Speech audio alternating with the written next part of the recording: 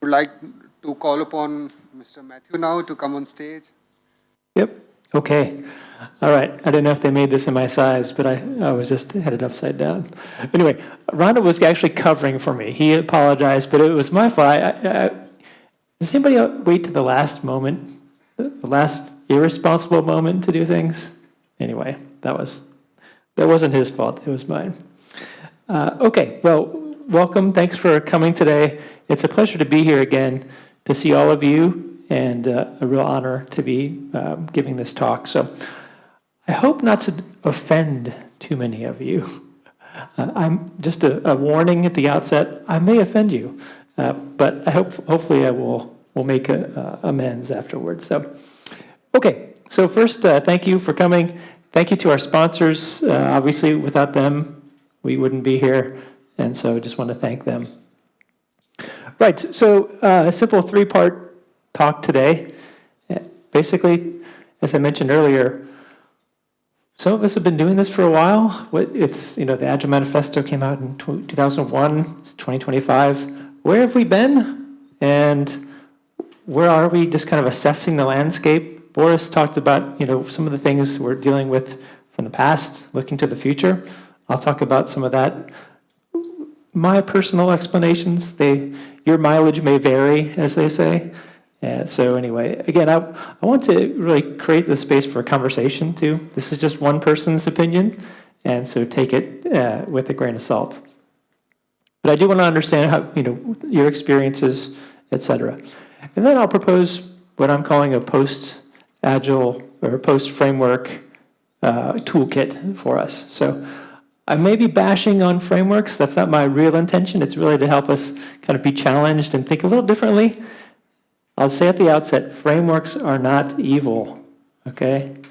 So, all right.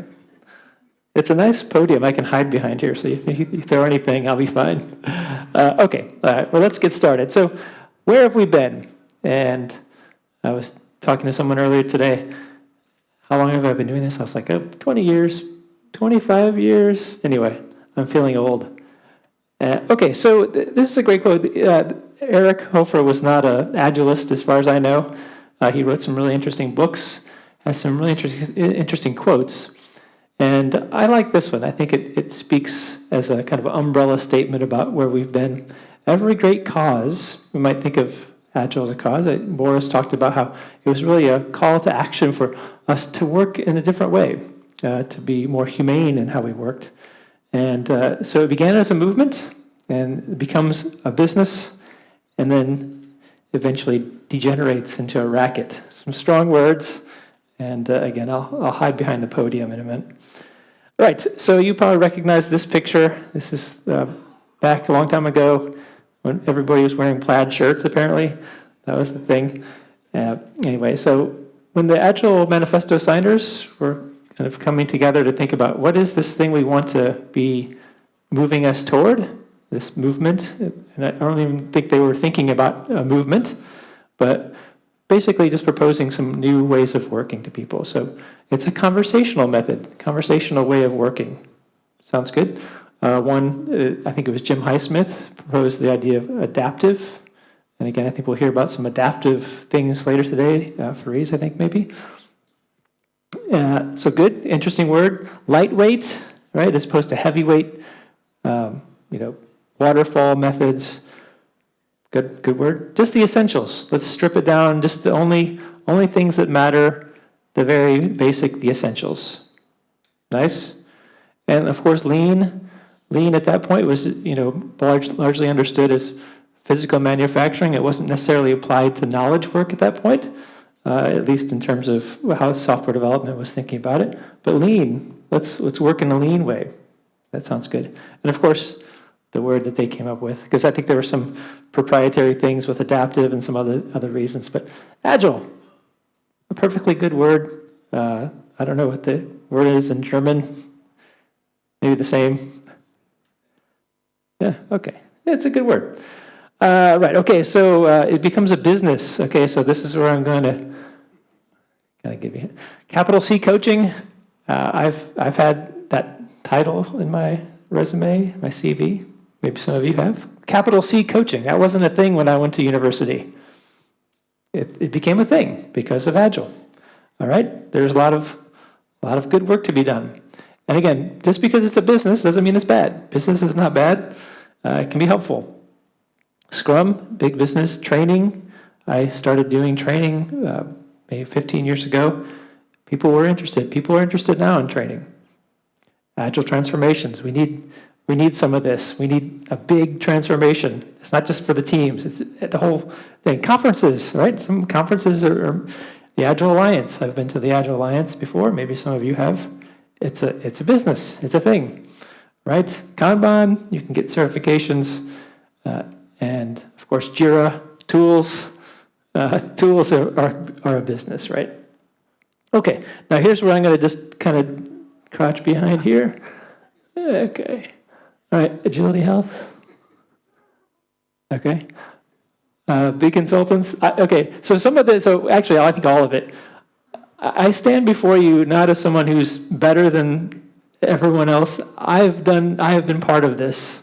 And I have certifications. I've worked at consulting firms. So anything I'm about to tell you, I have participated in, so it's okay. Safe? Okay. Agile playbooks. And of course, they kind of just the Agile industrial complex. All right, it's kind of like the military industrial complex. Agile. All right. Okay, so Martin Fowler's had some strong things to say about this, but really, and I tend to agree with this statement. Imposing methods on people, it's really a travesty, and it's given our industry, it's given our work a bad name because a lot of people reject it. I went to work at a company several years ago, and actually, I didn't know anyone in the company, but it turned out there was a developer who was in one of the teams, and I said, "Oh, hey, I'm starting next week. You know, maybe I'll talk to your team at some point." And he's like, "Oh, what group are you with?" And I said, "I'm with the Agile Center of Excellence group." And he said, "Oh no." And he said, "Yeah, you can come talk to my team, but we've had some of that Agile, and we're good. Thanks, but no thanks." And it was really sad because obviously I think a lot of us, or all of us in this room, really appreciate and know what agility is about and what we're trying to do. You know, humanizing methods with people and organizations. But it just kind of broke my heart a little bit. And I've had maybe you have some of the stories that are similar to that. Okay, so in my own experience, these are some travesties, if you will, of the Agile industrial complex, and so that I've had some firsthand knowledge about. So we'll look at each one and just look at the Agile investment, and then what were the outcomes. So first one, influential U.S. bank, safe by the book, right? We install it as it's approved, and we're not going to diverge from that. We might tweak it later, but we're going to install it by the book. Had big consultants come in, the experts who know what they're doing. And of course, the Agile Center of Excellence, it pops up. That's part of it. And what happened? Their delivery times actually were longer. They lost some contracts and ultimately had to lay some people off. So is that what we're trying to do with Agile? I don't think so. Another one, global pharmaceutical company. Again, they had the big consulting firm, good reputation. They know what they're doing. They're going to tell us what to do, and we need to follow their playbook. They've got the Agile playbook, and we're paying good money for it, and so we need to listen to them. Of course, they hired a lot of Agile coaches and set up the Agile Center of Excellence. And what happens? Spent a lot of money on a keystone, a new digital product that never even saw the light of day. Spent a lot of money, spent a year, and they had to pull the plug. Okay, maybe it gets better. I don't know, global consumer electronics company. They were on their third, maybe third and a half, fourth Agile transformation. I don't know what's going on. Why do we have so many transformations? Ubiquitous Scrum. They weren't doing safe, but they had ubiquitous Scrum. Again, Agile coaches, the Center of Excellence, the whole 9 yards. And they were missing their new product introductions regularly. It wasn't improving. And finally, they just punted. They're like, AI is coming. Goodbye, coaches. Okay, interesting. Okay, and then last but certainly not least, financial services firm. Again, they've been doing Agile for a few years now. Scrum, Safe Light, they have a lot of the same terms, but they're not really doing any kind of formal safe. They've got a lot of coaches. And of course, they score really high on their Agile maturity. I don't know if you've had this. So on one hand, we're getting really good scores on the Agile maturity. On the other hand, we can't deliver anything. What's going on? All right, so again, time to market, not great. Okay, so it's kind of like these guys in the car, they're using the GPS, and they're going straight into the lake, right? We're following the playbooks, we're installing frameworks, we're requiring roles, and we're just not delivering value. And of course, people are going to say Agile's dead, because this is the bottom line results. So anyway, it's like we're following our tools blindly into oblivion, like Michael and Dwight. They survived, by the way. We will survive too. Okay, so again, my personal statement on frameworks is that they teach useful things. They contain useful things. There's nothing wrong per se with frameworks. The problems are that they're blind to context, right?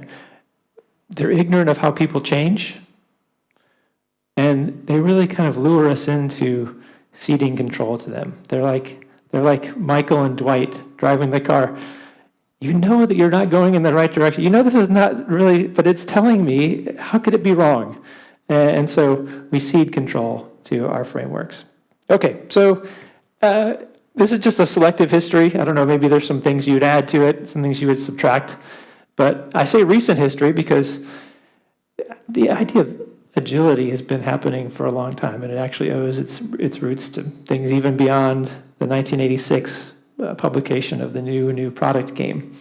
But we've had some ups and downs over the years. We had, as Martin says, the quest for acceptance. He was talking in 2018, about 10 years before that. He said, we were really just trying to get people to recognize that this is a thing. It wasn't just a bunch of geeky developers who wanted to code more freely.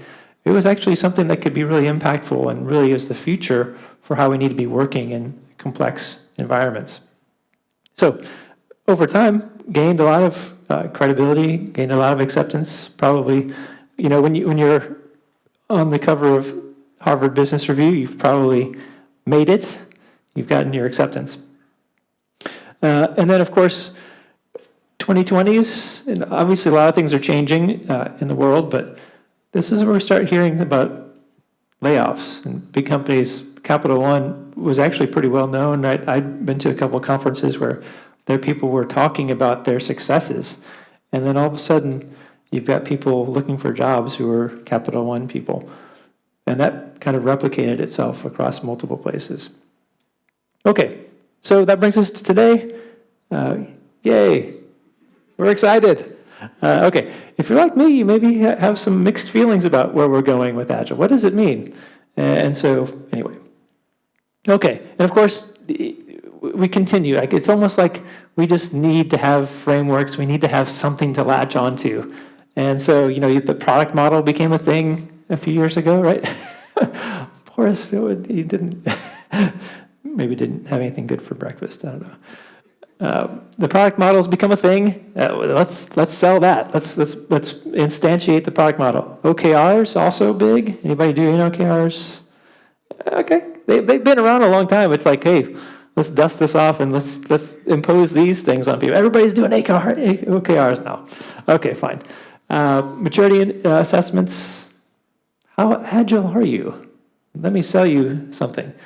And then, of course, we got, I don't know if these are frameworks per se, but they're just kind of the latest things, right? Vibe coding, CHOP. Anyway, we'll see. I guess we'll learn more about the AI later.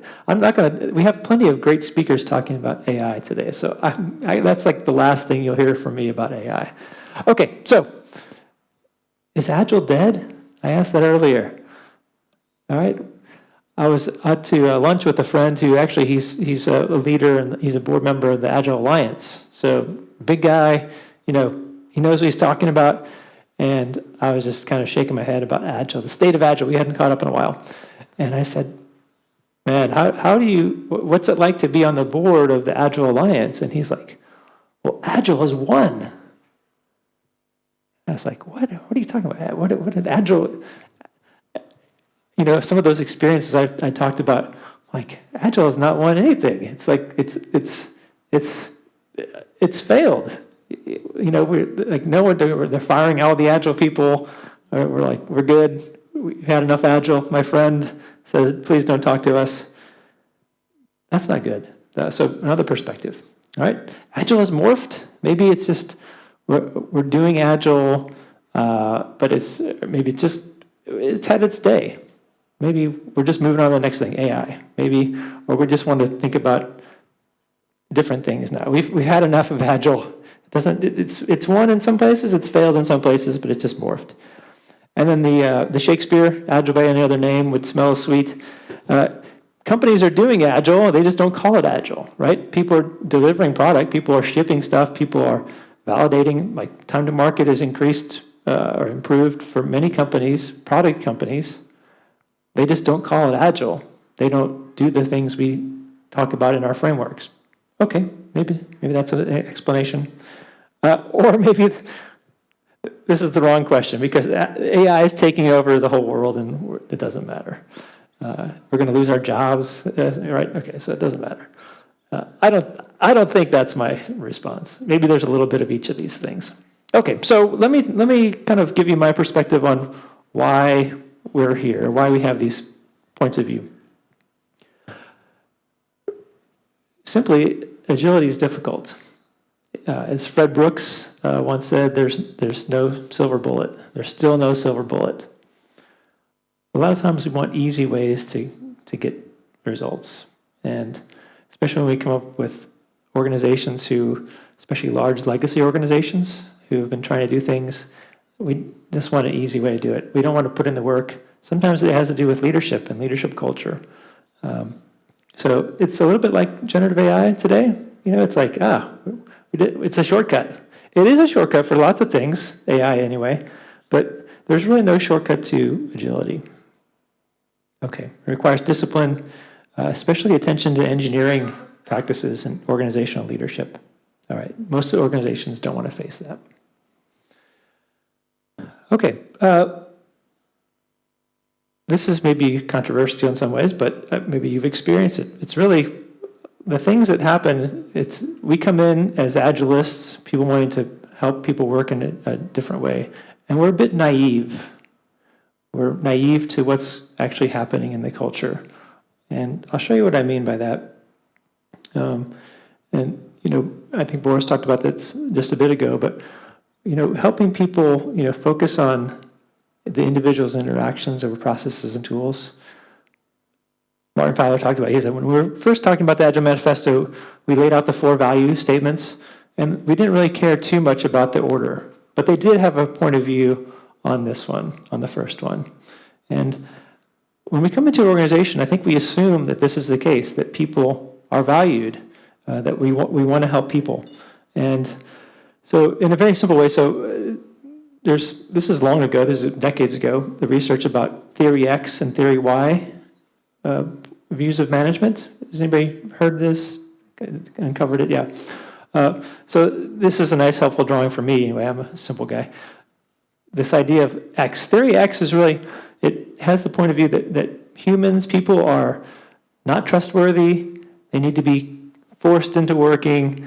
They don't really care. They'll be lazy, and we need to manage them. Yeah, we need to do that. The carrot and stick. They need to be controlled and motivated through external mechanisms. Theory Y, on the other hand, is kind of you're open to something. It thinks about people as being motivated when their basic psychological needs are met, but we are largely excited to do good work, and we take pride in work. We can be motivated by things that are more intrinsic. So again, the underlying assumption of Agile, and when we think about the Agile Manifesto, it's really rooted in an understanding of people and the world as more theory Y.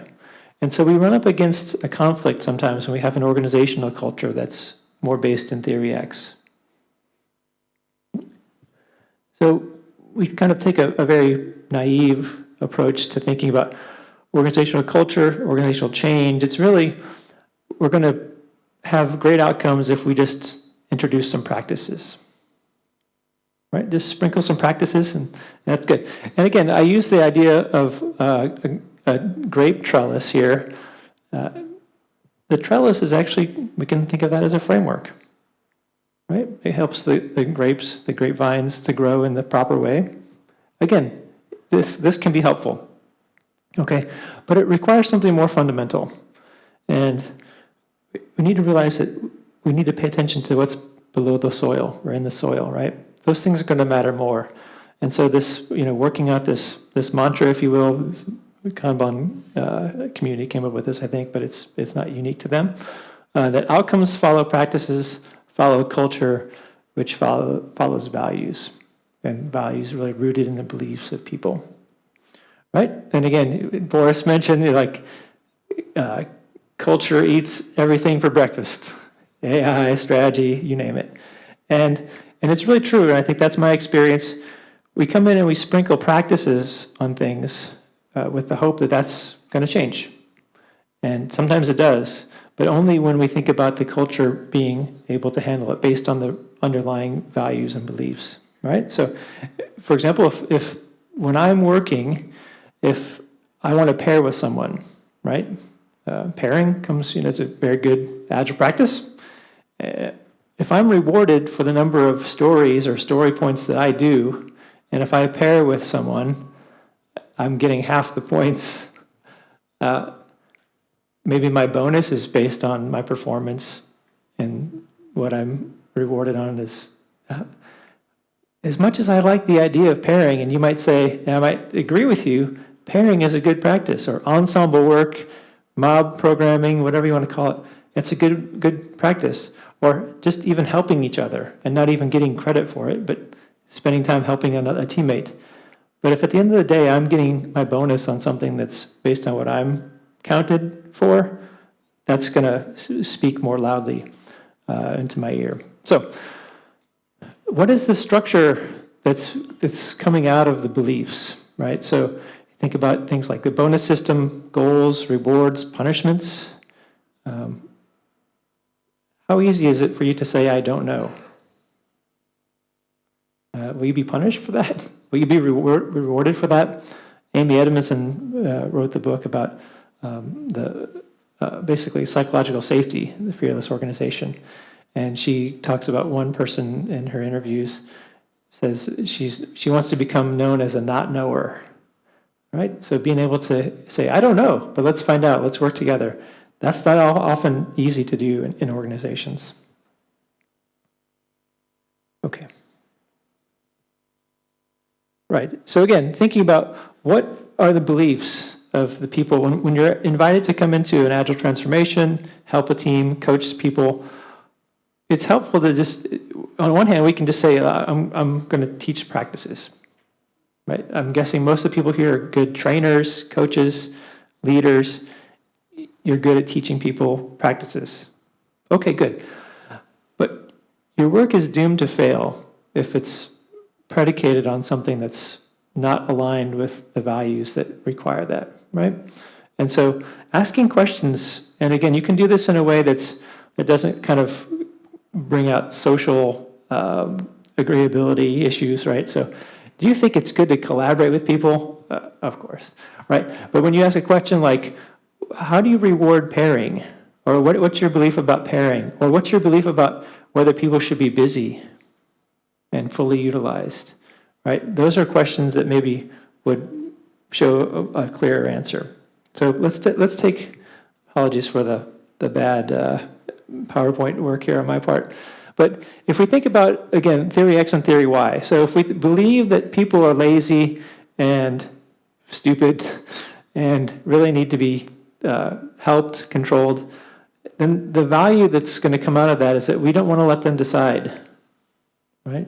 We need to have some more expert or intelligent person. And again, this is coming out of like 19th century, early 20th century mechanistic thinking. But it's going to lead to things like the structures of like, we need to make them work in a particular framework, and you cannot diverge from the framework. We need to have a separate group of planners, right? So again, imagine physical manual work. Well, we need to have some college-educated people to like look after you and make sure you're doing the right work in the right way. This mindset, it continues from that belief. And then everyone needs to work in the same way. But if we think about theory Y, what might those structures be that come out of the beliefs? So if we really think about people as being naturally or intrinsically motivated, and we just need to create the environment. So I talk about Agilists being environmentalists, right? So you care not for particular practices, but creating the environment in which you want things to thrive. Okay, so we set strategic direction. Yeah, we create a sense of what's our purpose here? What do we want to be doing? What's our vision? But really, as the manifesto talks, we want to let these groups be self-organizing. We want to allow them to reflect and improve. And those are obviously statements directly from the manifesto principles. Okay, so again, it's helpful to know what's going on underneath the surface. Change management, one thing that kind of leads us to the colossal failure in change management. And the manifesto obviously is silent with respect to change. Maybe there's something in there, but you can show it to me. But really, they were assuming some things, like I said, assuming that people wanted to work in a theory Y sort of way. And again, this has been a shortcoming, or I think a reason why Agile has had some difficulty. So you've seen the J curve. Some people think this is bunk. I don't know. I think it happens because we get to this massive revolutionary change event. We're going to transform. Everybody's going to go through the training. Never mind that you've been doing your role for 20 years. You're going to be a Scrum Master now. Or never mind that this has been working in a particular context. It doesn't matter. We're rolling in Agile for you, so it doesn't matter. Some people are going to be better off. So we go through the period of disruption, but because that trough of despair is so long, we never get out of it. We actually just continue to repeat. We never get out of the trough of despair. This is why many organizations, I don't know, anyone worked with, I won't say working with, an organization that's been through multiple transformations? Okay, 2, 3, I want to find out who's the world record holder. We got a 3 over here. 2, 3, 5, 6. Okay, so that's going to make my heart sad. So anyway, so you're probably experiencing this, right? You never get out of the trough of despair. Right. Another issue is that I think we've confused agility, Agile with frameworks, right? And so Alistair Cockburn, actually some of his early writing is really awesome. Crystal clear. Has anybody heard of Crystal? Anyone a trained, certified Crystal trainer? No, I don't think there is one. Now, Alistair's kind of mockingly made his own certification. I've got his certification, actually. But I think the certification is I survived Alistair. That's what it says on your certificate. Anyway, so Alistair Cockburn, he talks about this idea that Agile has become over-decorated. And I think that's really true. We've taken a lot of liberties with it, such that we recognize the decoration and not the essential. Right, so this is, for me, Agile is simply ways of working informed by the manifesto. If you say, we're Agile or we're not Agile, I don't even know what that is. There's no litmus test, there's no maturity test. It's just, are your ways of working informed by the manifesto? All right, okay. Ignorance of complexity. So I think this is another important thing. We think about organizations very simplistically. Right? We think about kind of the ordered space. If we think about domains, clear, it's easy, we understand. everybody does it this way. Even maybe our organization's complicated, so we need good practices, right? But what we really need is to be able to see things in a wider lens. And really, our organizations are not ordered. They don't belong to the ordered domains. But really, I would challenge you to say that you're not working in complexity. Whenever you have people, you're almost definitionally complex. That's why we think about the complicated, the ordered domains as things that are good for repetitive. We're producing widgets. We figured out how to do a thing, and now we're going to make a lot of it, and that's why we're going to lean it out, and we're going to make it as kind of get all the waste out as possible. But when we're working with people, when we're doing novel work, which almost by definition software development and delivery is, we're making new things all the time. It might be similar to something we've done, but it's almost always new. And so we need to understand not best practices, not the practices that worked for this consultant when they did an agile transformation at some company over here, but we need to understand our unique environment. And so understanding that we can't know the risks ahead of time. High planning frameworks really assume that they can manage these things, and we really need to be able to be working in the complex space. Okay. Cause and effect relationships are clear and discoverable only in complicated. That's the area of experts. We need something different. Okay. And again, that's where we get lean. Lean methods are good, but they're limited. And so the sweet spot for agility is in the complex. And so it's easy to kind of assess this. You can ask these questions. This is from John Smart's organization, but really, are we thinking about how many times have we done this before?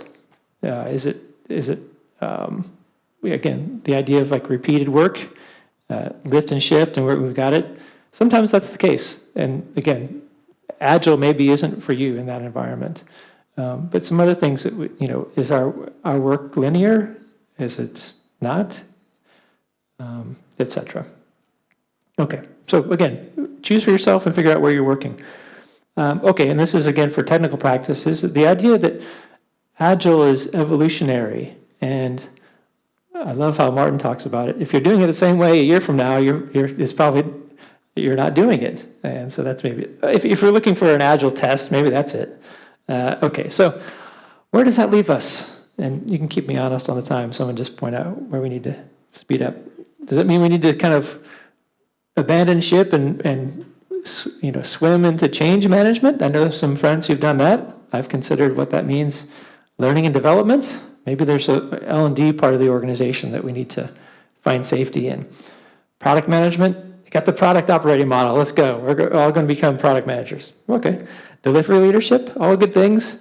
If you've visited my LinkedIn profile, you'll see that I put this on mine because I was like, I'm just going to make up something.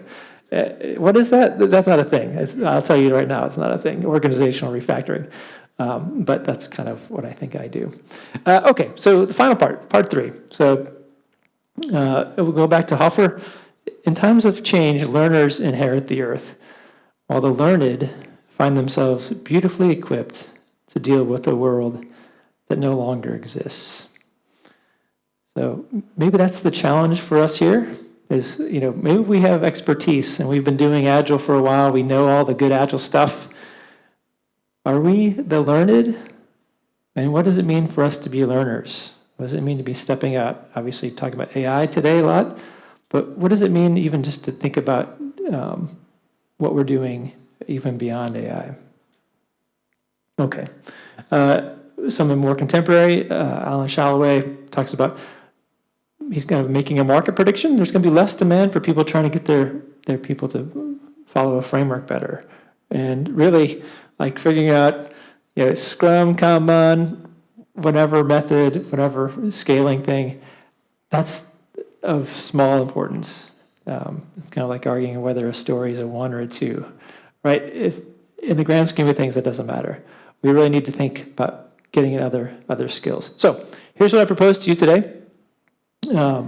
Antidotes to framework fatigue. I'm not saying antidotes to frameworks, I'm just saying framework fatigue so that you don't have to throw anything at me. Okay. All right. So beliefs instead of practices. So I am very intentionally using the phrase instead of, right? So remember the manifesto talks about over, right? So it doesn't mean that the thing is on the right is bad. It just means we want to emphasize. I'm going to say, well, I'm not going to say bad. I'm just going to say really kind of don't worry about the thing on the right, right? Don't worry about practices, beliefs instead of practice. I'll go into each of these in a little more depth. Guidebooks instead of playbooks. Okay. Complexity instead of complicate, but simplify instead of decorate. All right. Yokoten. I had to throw in a lean term for us today, right? Okay, I'll talk about that in a minute. If you don't know what Yokoten is, that's fine. Instead of standardization. There's 8 of them total, by the way, if you want to wait and get the whole thing. Flow instead of friction. Invite over or instead of inflict. And then create instead of coordinate. So those are going to be my antidotes, and we'll see how much time we have. 10 minutes? Okay, thank you. All right. Oh, yeah, okay. And I'll have these available on my blog too, and the conference will have them too. Okay, so again, working below the soil level, below the surface level to understand what are the values and beliefs, having conversations with the people who bring you in, the sponsors, getting some kind of a way to say, what is it you believe? Why do you believe that? And then working at that level. Don't waste your time. I say waste your time. Don't spend a lot of your time with the practices. All right, so really work at that soil level. Because again, sometimes we make it worse by focusing on the practices. People reject good things because there's something deeper in the soil that's expelling them. It's like an antibody in your body. Okay. Guidebooks instead of playbooks. So really getting good at safe change through experimentation. I think there's a couple of talks today or workshops about experiments.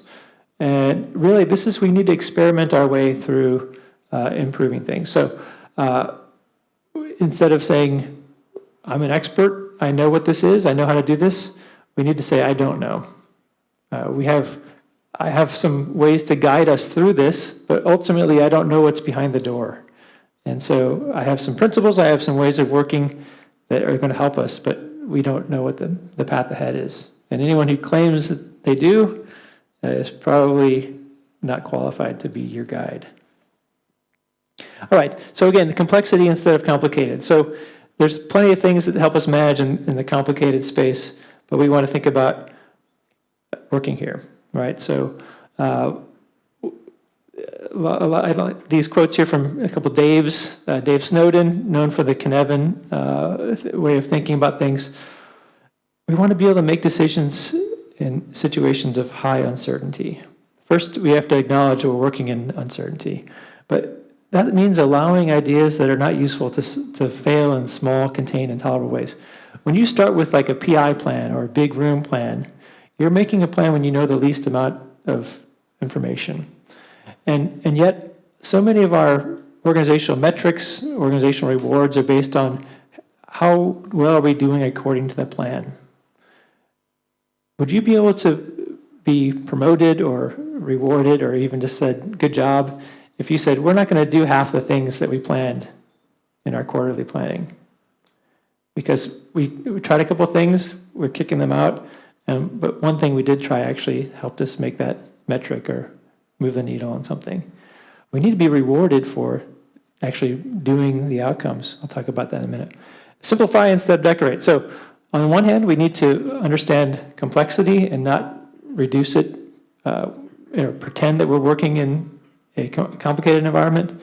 But there's a difference between accidental complexity and essential complexity, right? So allow what happens in essential complexity. That's really the nature of a problem. But where we have accidental complexity, basically how much we stink at our jobs, how much the organization has inefficiencies about what's going on. Maybe you have multiple tools that do the same thing. Sometimes that's good.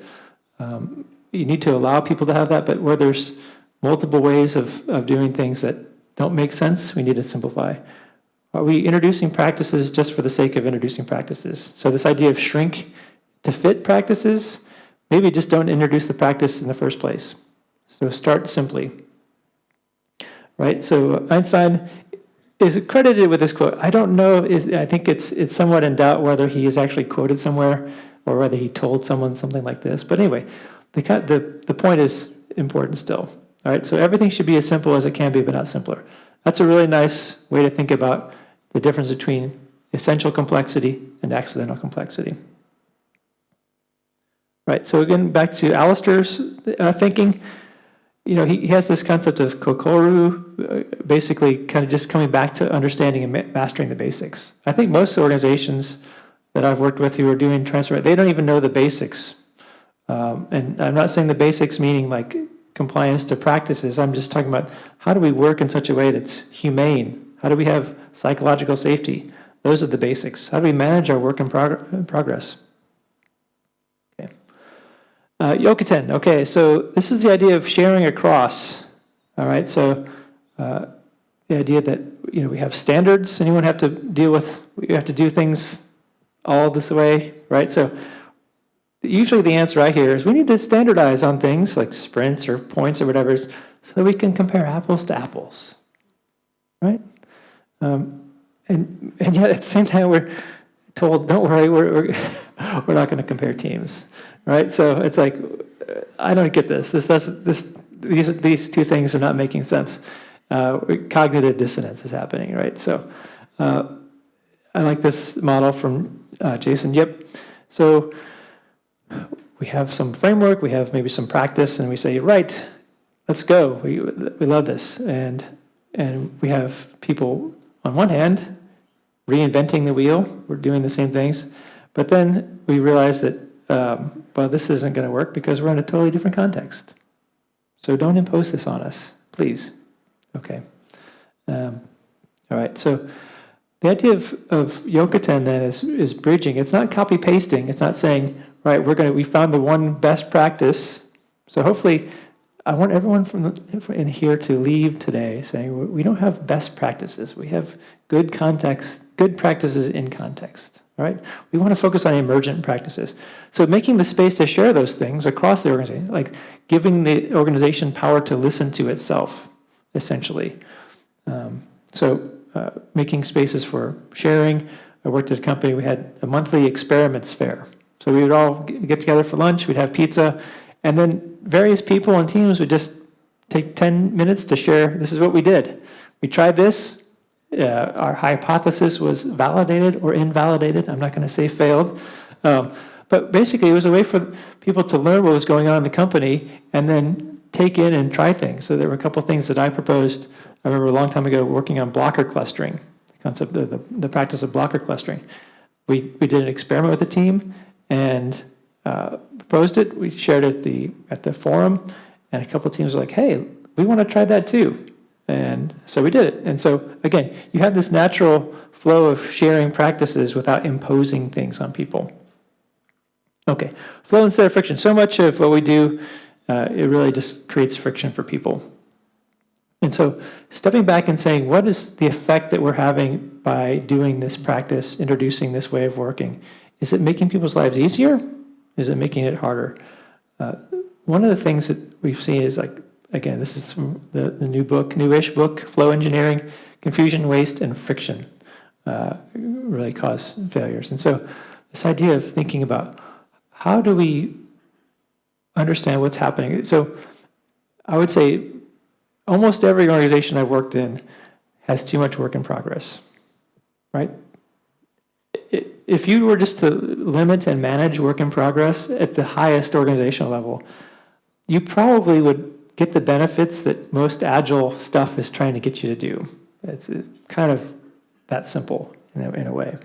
But focusing on flow, focusing on how is value coming through our system. Okay, and then invite instead of inflict. I mentioned psychological safety. There's a lot of great research in the last 10 years about how our minds work. So let's leverage that. We need to not be ignorant about human change. So things like psychological safety, things like the SCARF model. ways that human behavior happens. We need to be aware of that. That's an additional skill set that maybe we haven't, or a new muscle that we haven't been exercising as much.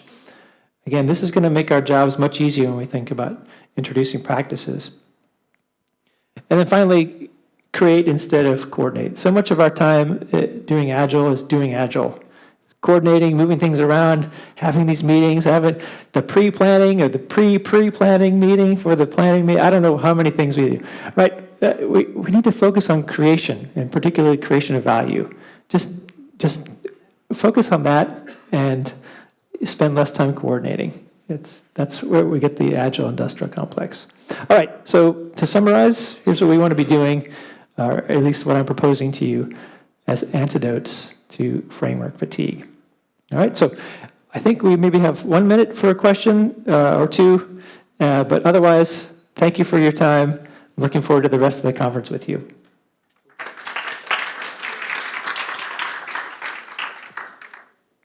Thank you, Matthew. We have 5 minutes before our break, so we'll take questions now from both Boris and Matthew.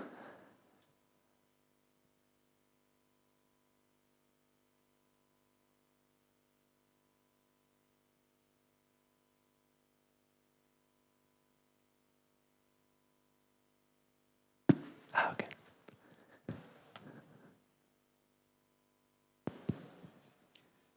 Many thanks for two great talks, very inspiring, very valuable. I just want to have this comment about the differences in the philosophy of project management. And if we compare the thinking between the PMBOK, the PMI, US, and the APM body of knowledge, the UK-based. And for quite a long time, we have been arguing and discussing and having differences in the way we define project management and the context of it and the competencies. And great professors in both sides of the Atlantic got really heated discussions in conferences before. And when we look at Agile as another approach of managing projects, and even when we say project management or managing projects, there were big debates about the differences between them. So the issue of the up and down of the implementation of a specific project methodology within the body of knowledges of project management is always going to be there, an Agile part of it. And the context and the suitability and appropriateness of when we apply Agile or waterfall or any other methodology or approach is always going to be there. But what we need to think about is nowadays the US thinking and the UK thinking are getting closer, but still the differences are there, and the differences were greater in the past about the way we think and the philosophy behind the thinking. Yeah. So it's great you inspired in your talks, both of you, these kind of ideas and thinking, and we need to sharpen them and fine-tuning them as we go along. Thank you so much. Yeah, thanks. Yeah, I think just really quickly we'll get the next person. There's convergence on agreement on things. For me, it's like, I don't know, you have an idea, let's try it. And again, what's the outcome? A lot of times I talk about no estimates with people and how do we get better at just helping teams work. And I say, well, if what you're doing today, your estimating practice works, then fine. But maybe we try both things side by side. Again, converging on one thing can be helpful, but it's all, again, the idea is things are always emerging, evolving, so that's the importance of experiments. And so, anyway, thanks for that. Hi, just want to say, great talk. It was really interesting.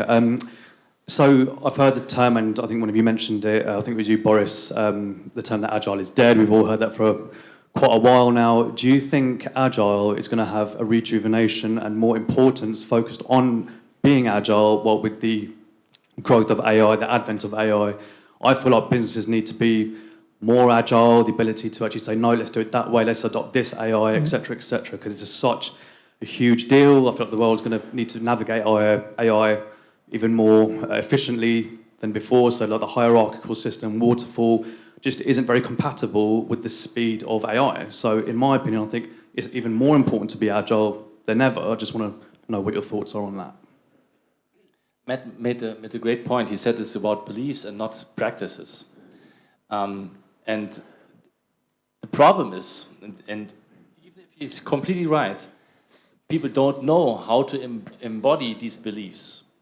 Yeah. So maybe you, every parent would like to treat his kids as they would really like that people flourish, that their kids flourish, and that they really are happy in life, and that they have self-organized as possible, right? And then they say, this is the way we dress Sunday. And that's crazy, because it's inherent beliefs that we gained over our socialization, and that was that is my belief, that Agile helped us to understand how we can deploy or implement self-organization. It's not about helping. It was a trick, like as you mentioned Coburn. He said shuhari. Do Scrum for a couple of weeks, and then they understand, it makes maybe sense for having a retrospective. It makes maybe sense to have a daily Scrum. And then you inspect and adapt again and again and again. But it helped people to understand, how do we do self-organization? How do we do that? And that is the reason why Agile is not that. Yeah, and so you mentioned AI and the basics. So I teach a couple graduate level computer science classes, and so my policy is we embrace AI, just share what you do and know what you're doing with it.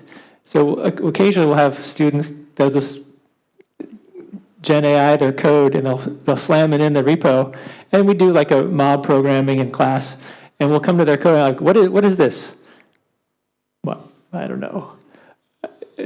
You got that from Gen AI, right? Yes. Well, so that's fine, but you need to know what you're doing. Like if you don't even know like basic practices about test-driven development, you're not going to recognize. You're not even going to know what is in your code. So I think going back to like just try this, understand the shuhari is helpful there.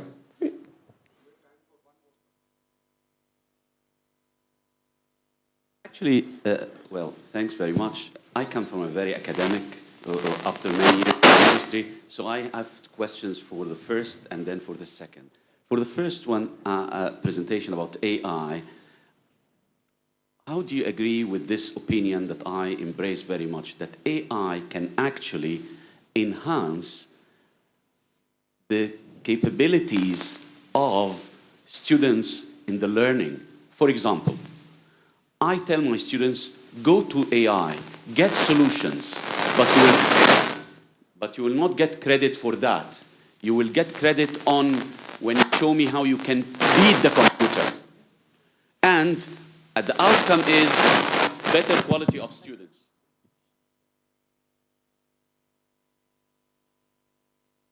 Output is higher quality of students, better critical thinking, which has always been our challenging point for. So I need to hear from you about this, please, and how do you think, do you agree, not? And question about, you mentioned a very great point about sharing. And if we are sharing and pairing, who would get the credit? Actually, from my opinion, if there is no synergy, then you're better off not to pair. What do you think? Because if we're not pairing to create value and create synergy, which means better outcome, I do pairing through lots of Agile with my team, but we produce 10 times more than everyone alone can produce. That's the value. But if we'll be pairing and sharing to produce the same output, we'd better not do it. What do you think? Okay, I was hoping you could buy me some time so I could think about the answer. My very simple answer is watch a movie. It's called, in German, it's called Radical. It's about a Mexican teacher who 10, 12 years ago, and he had the idea just to give a laptop to his students. And the idea was that these kids will then learn whatever they want themselves because they had now access to the know-how. And that is maybe exactly the same approach that we should have with our new team member. Let's work with him, let's face what it is. And as I said, leaders, and it was the journey of the last 18 months for myself. At the beginning, I just was asked ChatGPT to give me some answers. And now I start to learn that we can get a real dialogue here.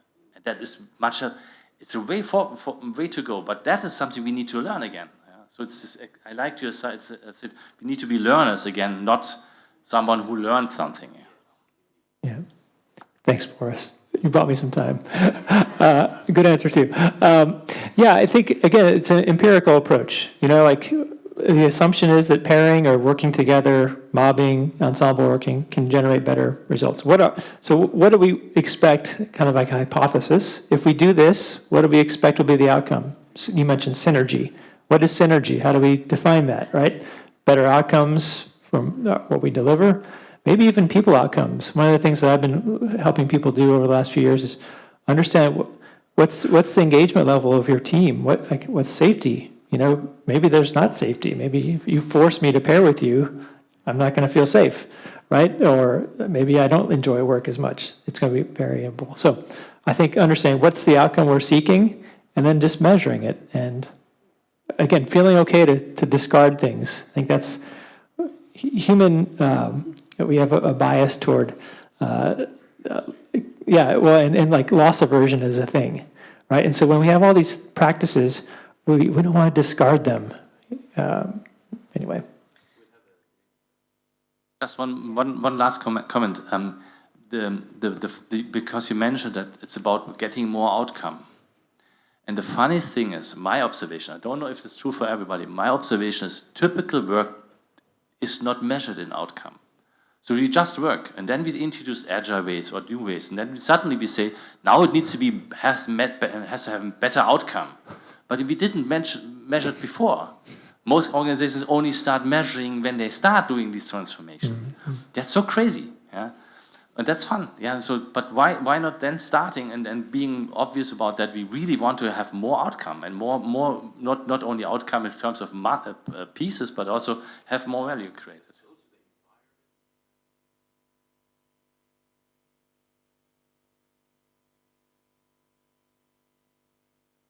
Apologies to the ones who have questions. They are accessible. They are here until the end of the day. You can catch them outside. We will have now 12 minutes break. And after that, on my left and your right is Almas 3, where we will start the workshop track. And we will continue with our Almas 1 and Almas 2 sessions here. Thank you, everyone. Thank you, Boris. Thank you, Matthew. Thank you.